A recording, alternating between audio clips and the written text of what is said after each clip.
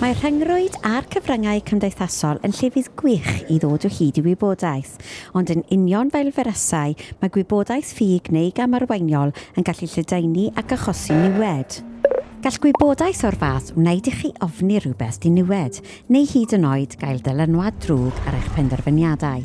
Fel un o'r recriwtiaid yr Helwyr Heintiau, byddwch yn dysgu sut i adnabod y math hwn o wybodaeth a'i atal rhag dylanwadu arno chi. Gallwch chi rwystro gwybodaeth gamarweiniol rhag lledaenu hefyd. Wrth gael gwybodaeth newydd o wahanol ffynonellau, mae angen i chi ystyried yn ofalus cyn i chi ymddiried yn y ffynhonnell. Peidiwch â dibynnu ar un ffynhonnell ar bennawd neu ar ddarllen rhywbeth yn sydyn. Dyma gamau defnyddiol i chi. Cam 1. Cynnwys. Darllenwch y wybodaeth yn ofalus. Ydy hi'n gwneud synwyr i chi? Ceisiwch ailadrodd y wybodaeth bwysig yn eich geiriau eich hun i wneud yn siŵr eich bod yn ei deall. Cam 2. Bwriad. Edrychwch pwy sydd wedi ei chreu, pwy yw'r awdur neu pwy sydd wedi ei ffostio.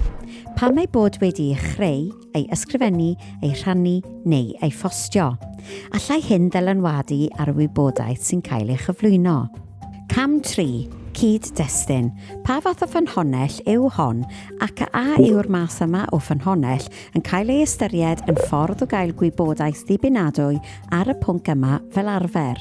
Mae'n cymryd amser i gymryd y 3 cham, ond bydden nhw'n eich helpu i wneud y penderfyniadau gorau posibl ac yn rhwystro gwybodaeth gamarweiniol rhag cael ei lledaenu. Cofiwch rannu a thrafod yr hyn rydych chi wedi ei ddysgu gyda'r bobl o'ch cwmpas.